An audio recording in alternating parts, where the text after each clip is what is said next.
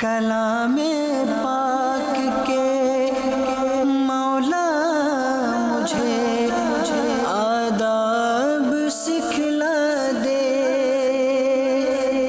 مجھے کعبہ دکھا دے، گنبد خضرا بھی دکھلا دے۔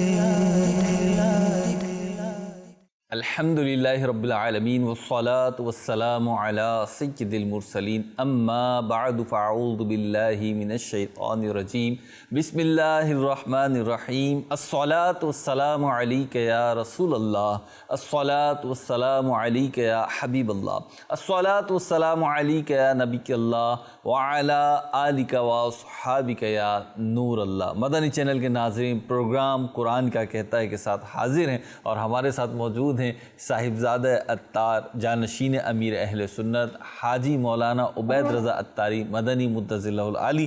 انشاءاللہ عز و جل آپ سے سوال و جواب کا سلسلہ رہے گا، میں سوالات پیش کروں گا اور انشاءاللہ جانشین امیر اہل سنت جوابات ارشاد فرمائیں گے۔ اللہ نے چاہا تو بہت برکتیں بھی ملیں گی، علم دین کا خزانہ بھی ملے گا۔ پہلے درود پاک کی فضیلت شامل کریں گے، پھر انشاءاللہ سوالات کے ذریعے جانشین امیر اہل سنت کی بارگاہ میں حاضری دیں گے۔ نبی پاک صلی اللہ تعالی علیہ وسلم کا فرمان ذیشان ہے، جس نے دن اور رات میں میری طرف شوق و محبت سے تین مرتبہ درود پاک پڑھا، اللہ تعالی پر حق ہے کہ وہ اس کے اس دن اور اس رات کے گناہ بخش دے۔ صلو علی الحبیب صلی اللہ علی محمد صلی اللہ تعالی علیہ وسلم۔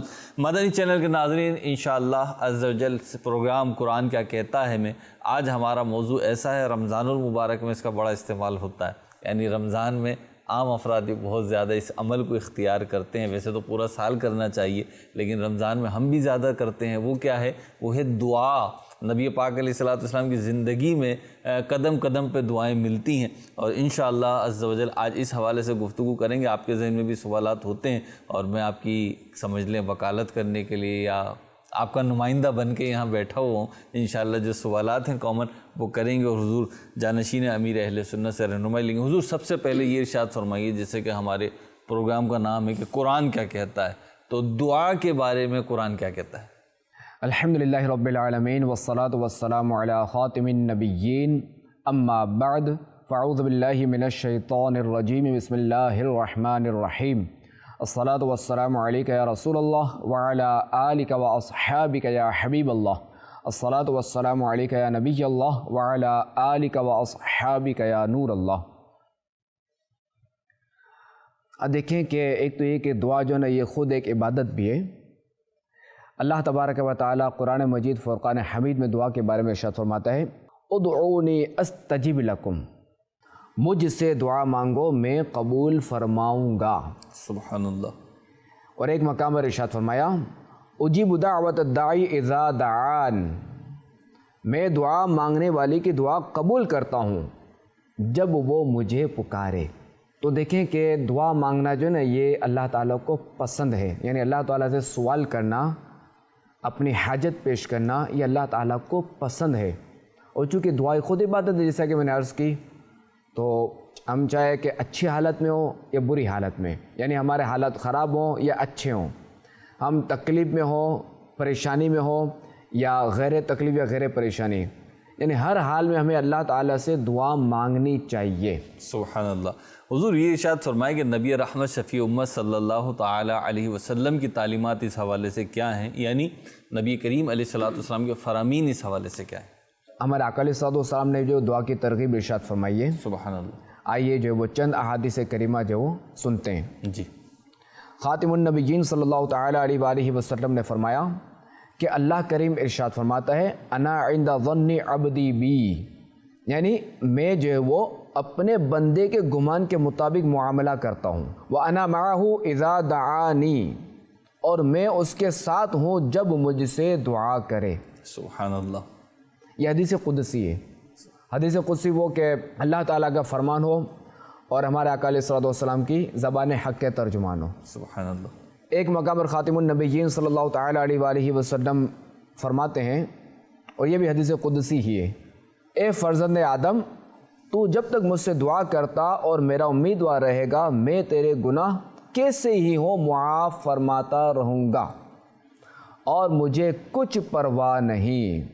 خاتم النبیین صلی اللہ تعالیٰ علیہ وآلہ وسلم فرماتے ہیں الدعاء سلاح المؤمن و عماد الدین و نور السماوات والارض، یعنی دعا مسلمانوں کا ہتھیار ہے اور دین کا ستون اور آسمان و زمین کا نور۔ سبحان اللہ۔ اور ایک مقام پر خاتم النبیین صلی اللہ تعالیٰ علیہ وآلہ وسلم نے فرمایا کہ دعا عبادت کا مغز ہے، الدعاء مخ العبادہ، کہ دعا عبادت کا مغز ہے۔ اور ایک روایت میں ہے الدعاء هو العبادہ، کہ دعا ہی عبادت ہے۔ سبحان اللہ۔ حضور یہ آپ نے احادیث کریمہ بیان کری ہیں، اور آخری جو حدیث بیان کری کہ دعا کرنا ہی عبادت ہے، یعنی دعا خود ایک عبادت ہے، یہی بیان ہو رہا ہے اس میں۔ حضور یہ اتنی پیاری پیاری احادیث آپ نے بیان فرمائی کہ دعا مومن کا ہتھیار ہے اور آسمان و زمین کا نور ہے، یہ احادیث آپ نے بیان کری، لیکن اس کے باوجود بعض لوگ جو ہیں وہ دعا میں سستی کرتے ہیں یا نہیں کرتے، ان کو کیا ارشاد فرمائیں گے؟ دیکھیں خالق و مخلوق میں فرق ہے۔ جی بالکل ہے۔ ٹھیک ہے، اچھا یہاں دیکھیں کہ یہ خالق کی شان ہے کہ اسے لوگوں کا مانگنا پسند ہے، لوگ اس سے مانگے، لوگ اس سے سوال کریں، یہ اسے پسند ہے۔ سبحان اللہ۔ تو لہٰذا ہمیں ہر حال میں دعا مانگنی چاہیے، خوشی اور غمی ہر حال میں دعا مانگنی چاہیے۔ حضور دعا کی بات چل رہی ہے، آپ بھی فرما رہے ہیں دعا کرتے رہنا چاہیے، قرآن کی آیت پیش کی آپ نے تو کہ دعا کرتے ہی رہنا چاہیے۔ تو اب یہ ارشاد فرمائے کہ دعا کرتے ہوئے وہ کون سے آداب ہیں کہ جن کی رعایت کرنی چاہیے، جن کو اپنے پیش نظر رکھنا چاہیے؟ ہاں دیکھیں کہ دعا ایک عبادت ہے، اور اس عبادت کا بھی ایک طریقہ ہے، اس کی بھی جو نا کچھ SOPs ہیں۔ ٹھیک۔ ایک تو یہ کہ اپنا دل جو ہے نا یہ دیگر خیالت سے پاک ہو، جب اللہ تعالیٰ کی بارگاہ میں ہم رجوع لائیں، جب ہم دعا کریں، ٹھیک ہے۔ دوسرا یہ کہ بدن اور لباس پاک ہو، صحیح، ٹھیک۔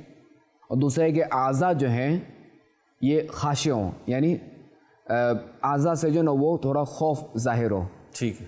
اور خاص کر دل جو ہے نا یہ محل نظر ہے، صحیح، کہ دل جو ہے نا یہ بالکل اللہ تعالیٰ کی بارگاہ میں جھکا ہوا ہو۔ ٹھیک۔ دل کو اس لیے حاضر کرے کہ غافل دل کی دعا قبول نہیں ہوتی، کہ حدیث پاک میں وَاعْلَمُوا أَنَّ اللَّهَ لَا يَسْتَجِيبُ دُعَاءً مِّن قَلْبِ غَافِلٍ لَاهٍ، کہ خبردار رہو بے شک اللہ تعالیٰ دعا قبول نہیں فرماتا کسی غافل کھیلنے والے دل کی۔ مزید ہے کہ جیسے ہوتا ہے نا کہ کوئی ایسی خصوصی دعا مانگنی ہے جی، تو اس سے پہلے جو نا کوئی نیک عمل کر لیا جائے، ٹھیک، کوئی ایسا عمل صالح کر لے کہ جس سے اللہ تعالیٰ کی رحمت جو ہے نا وہ متوجہ ہو۔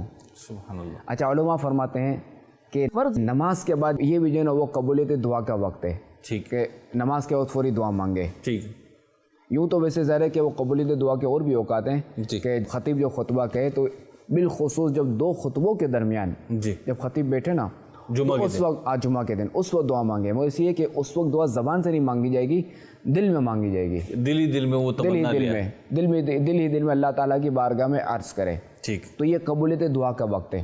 ٹھیک ہے۔ اچھا مزید یہ کہ دعا سے پہلے توبہ کر لے اپنے گناہوں سے۔ اچھا دعا کے وقت جو ہے نا وہ باوضو رہے تو اچھا ہے، قبلہ رو ہو تو اچھا ہے، ٹھیک، اور نگاہیں نیچی رکھے، ٹھیک، کہ ورنہ معاذ اللہ جو ہے وہ کیا کہتے ہیں ذوف بصر کا خوف ہے، یعنی نگاہ کمزور ہونے کا خوف ہے۔ تو یہ دیکھیں یہ میں نے دعا کے آداب عرض کیے ہیں۔ صحیح۔ اب ضروری نہیں ہے کہ بندہ جو ہے نا وہ ہر وقت جو ہے نا وہ یہ ادب بجا لا سکے، سارے کے سارے۔ اب جیسے بندہ جو گاڑی چلا رہا ہے، جی، اب اس میں ظاہر ہے کہ وہ قبلہ رو کیسے بیٹھے گا، صحیح، ہاتھ کیسے اٹھائے گا، صحیح، تو یہ ایک میں اس وقت کہ بندہ جب زمین پہ بیٹھ کر دعا کرے، کہیں بیٹھ کر دعا کرے، باقاعدہ جب دعا کرے تو یوں کرے، ورنہ ویسے جس حالت میں بھی ہو تو اس وقت بھی دعا کرے۔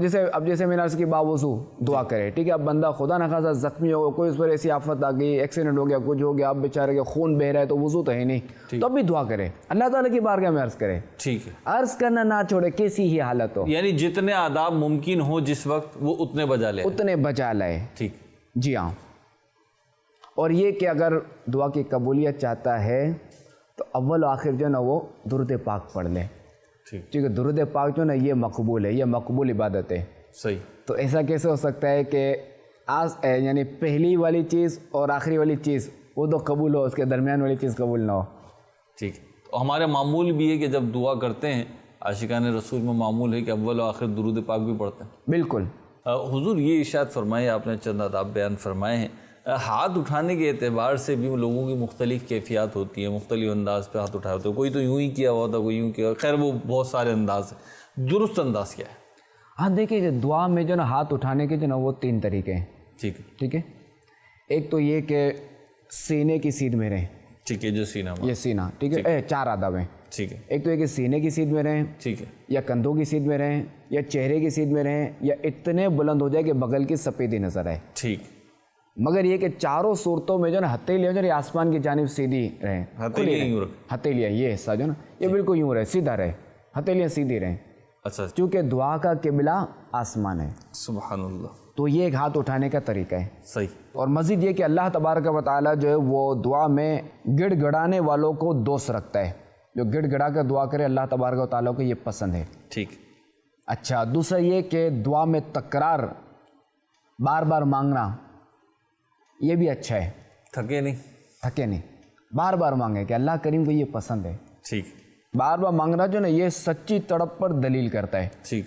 اور اللہ تعالیٰ کی یہ شان کریمی ہے کہ تکرار سوال سے یہ ملال نہیں فرماتا بلکہ نہ مانگنے والے پر غضب فرماتا ہے. ٹھیک. اب دیکھیں کہ بچہ جو ہے یہ دیکھیں ماں سے کیسے بار بار مانگتا رہتا ہے نا. جی. ایک بار نہیں مانگتا، بار بار مانگتا رہے گا جب تک پوری نہیں ہوتی مانگتے ہی رہتا. پوری نہیں، بالکل. اچھا، ماں بھی اسے بیزار نہیں ہوتی. چھوٹا بچہ اسے دودھ کے لیے روتا ہے کوئی، جو ماں سے بیزار نہیں ہوتی. جی. تو دیکھیں اللہ تعالیٰ کی یہ شان کریمی ہے. ٹھیک ہے. وہ مانگنے کو بار بار پسند فرماتا ہے. اور بار بار مانگے بندہ اللہ تعالیٰ سے. وہ کس سے مانگے گا؟ اللہ ہی سے مانگے گا نا. اللہ سے مانگے. ٹھیک. نہ مانگنے پر اللہ تعالیٰ غضب فرماتا ہے. ٹھیک. کہ ترمذی شریف میں کہ جو اللہ سے اپنی حاجت طلب نہیں کرتا اللہ قہار اس پر غضب فرماتا ہے. استغفر اللہ. اور ایک یہ بھی ہے کہ اگر دعا میں رونا نہ آئے تو رونے جیسی صورت بنا لی جائے. رونا نہیں آ رہا تو صورت ہی بنا. رونے جیسی صورت بنا لی جائے. تو عجیب سا نہیں ہوگا کہ رونا آ نہیں رہا اور رونے کی نقل کر رہے ہیں. اچھوں کی نقل بھی اچھی ہے نا. ٹھیک. اور اگر آنسو اگر نکل آئے تو یہ قبولیت دعا کی ایک دلیل ہے. آنسو نکلنا. آنسو نکل آئے. خیر اگر رونا نہیں آتا تو رونے جیسی صورت بنا لے کہ نیکوں کی صورت بھی اچھی ہے. من تشبہ بقوم فہو منہ، کہ جو کسی قوم سے مشابہت اختیار کرے وہ انہی میں سے. ٹھیک. تو اچھوں کی نقل اچھی ہے. ٹھیک. یہاں یعنی معاذ اللہ یہ نہیں کہا جائے گا دیکھو یہ ڈرامہ کر رہا ہے، ریا کر رہا ہے. یہاں یہ نہیں ہے. اور جو کہے ایسے حضور جو کہے وہ ظاہر جو کہے گا تو وہ ظاہر ہے کہ وہ اس کا میٹر ہے. اس کو چاہیے کہ بندے پر بدگمانی نہ کرے. وہ غلطی پر ہے. کہ علماء فرماتے ہیں کہ رونا نہ آئے تو رونے جیسی صورت بنائے. یہ علماء فرما رہے ہیں، یہ بندہ اپنے طور پہ نہیں کر رہا. ٹھیک. علماء کے قول پر عمل کر رہا ہے. ٹھیک. اور جو بھی علماء فرماتے ہیں وہ احادیث کی روشنی میں فرماتے ہیں، نہ کہ اپنی طرف سے. ٹھیک. حضور آپ نے آیت کریمہ بھی بیان فرمائی اور حدیث پاک بھی سنائی کہ اللہ تعالیٰ جو ہے وہ دعا مانگنے کو پسند فرماتا ہے، دعا کو قبول فرماتا ہے، بندی کی حاجت کو پورا فرماتا ہے. لیکن بعض اوقات جو ہے نا ظاہری اعتبار سے وہ مدعا حاصل نہیں ہوتا. جو چیز طلب کر رہا ہوتا ہے بندہ وہ نہیں مل پاتی. پھر وہ بعض اوقات نا امید ہونے لگتا ہے اور وسوسوں کا شکار ہونے لگتا ہے. آپ کیا ارشاد فرمائیں گے؟ ہاں دیکھیں کہ یہ تو دیکھیں اللہ تبارک و تعالیٰ نے فرمایا، جو اللہ کریم نے فرمایا وہ حق ہے، جو قرآن میں آیا وہ حق ہے، کہ قرآن اللہ کریم کا کلام ہے. ٹھیک. اور دیکھیں کہ دعا مانگنا ایک تو یہ کہ حکم خدا بندی ہے. اب بندے کو اگر دعا کی قبولیت کا اثر بظاہر نظر نہیں آتا جی تبھی وہ دعا مانگتا رہے. کہ دعا میں تکرار بار بار مانگنا اللہ تعالیٰ کو پسند ہے. تو عبادت تو ثواب تو مل رہے. صحیح. اور دیکھیں کہ ہمارے آقا علیہ الصلوۃ والسلام بھی جو بکثرت دعا مانگتے رہتے تھے، تو یوں دعا مانگنا سنت بھی ہوا. ٹھیک. تو ہمیں جو ہے وہ کچھ بھی ہو جائے دعا مانگنے سے غافل نہیں ہونا چاہیے، مایوس نہیں ہونا چاہیے. یہ بھی شیطان کا ایک وار ہے، کیونکہ شیطان کا کام ہے بندے کو اللہ کریم کی عبادت سے روکنا. ٹھیک.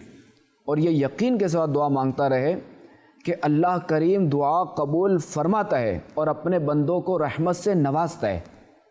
تو یہ یقین رکھتے ہوئے جو نا یہ دعا مانگے.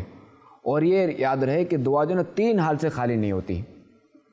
چنانچہ خاتم النبیین صلی اللہ تعالیٰ علیہ وآلہ وسلم کا فرمان ہے کہ بندے کی دعا 3 باتوں سے خالی نہیں ہوتی. نمبر 1 یا تو اس کو گناہ بخش دیا جاتا ہے. ٹھیک. نمبر 2 یا تو یہ کہ جو چیز اس نے مانگی وہ اسے مل جاتی ہے. ٹھیک ہے. نمبر 3 یا یہ کہ اس کے لیے آخرت میں بھلائی جمع کی جاتی ہے. اللہ. کہ جب بندہ اپنی دعاؤں کا ثواب دیکھے گا جی قیامت کے دن جی کہ یعنی جو قبول نہ ہوئی تھی جی یعنی بظاہر اس کا نتیجہ نہیں ملا تھا، ٹھیک ہے، تو یہ تمنا کرے گا کہ کاش دنیا میں میری کوئی دعا قبول نہ ہوتی اللہ اور سب یہیں کے واسطے جمع رہتی. تو لہٰذا ہمیں جو ہے وہ مایوس نہیں ہونا چاہیے، اللہ تبارک و تعالیٰ سے سوال کرتے ہی رہنا چاہیے. لیکن حضور بعض لوگ ہوتے ہیں وہ شکایت کرتے ہیں کہ یہ دعا ہماری قبول نہیں ہوتی، ہم کرتے ہیں دعائیں لیکن ہماری دعائی قبول نہیں ہوتی. تو یعنی یہ شکوہ نہیں کرنا چاہیے، یہ شکایت نہیں کرنی چاہیے. دیکھیں کہ دعا تو قبول ہی قبول ہے، کہ چونکہ ابھی جو ہے وہ کیا کہتے ہیں، میں نے عرض کی کہ ظاہراً اگر مدعا پورا نہ بھی ہوا تو بھی صبر و یقین رکھنا چاہیے اور جلدی نہیں مچانی چاہیے. خاتم النبیین صلی اللہ تعالیٰ علیہ وآلہ وسلم نے فرمایا دعا کی قبولیت میں جلدی نہ مچائے. صحابہ کرام علیہم الرضوان نے عرض کی وہ جلدی کیسے مچائے گا؟ ارشاد فرمایا اس کا یہ کہنا کہ میں نے دعا مانگی لیکن قبول ہی نہ ہوئی، یہ کہنا ہی جلدی مچانا ہے. یہ حدیث پاک ترمذی شریف کی ہے. تو لہٰذا دعا کی قبولیت میں جلدی نہیں مچانا چاہیے. اور دوسرا یہ کہ اگر بظاہر کوئی مدعا نظر نہ آیا، یعنی جو اس نے چیز مانگی وہ اسے ملتی نظر نہ آئی، تب بھی اللہ تعالیٰ سے دعا کرتے ہی رہا کریں، اس سے مانگتے ہی رہیں کہ ثواب تو مل ہی رہا ہے. بے شک. حضور جیسے آپ نے ابھی دعا کے آداب بیان فرمائے کہ یہ چیزیں کی جائیں تو دعا قبول ہوتی ہے، دعا کی جو مدعا ہے وہ حاصل ہو جاتا ہے. کیا کوئی ایسی بھی چیزیں ہیں جو دعا کی قبولیت میں رکاوٹ بنتی ہیں اور دعا کو قبول ہونے سے روکتی ہیں؟ بالکل ارشاد. ایسی چیزیں ہیں. مولانا نقی علی خان علیہ رحمۃ الرحمٰن جو کہ سیدی اعلیٰ حضرت علیہ رحمۃ اللہ العزت کے والد صاحب ہیں، جی فرماتے ہیں اگر دعا قبول نہ ہو، یعنی دعا کا بظاہر اگر اثر نظر نہ آئے تو اسے اپنا قصور سمجھے ٹھیک کہ اس کی عطا میں کوئی نقصان نہیں، ٹھیک یعنی اللہ تعالیٰ کے یہاں کوئی کمی نہیں ہے، اس کے خزانے میں کوئی کمی نہیں ہے، ٹھیک ہے، بلکہ تیری دعا میں کمی ہے.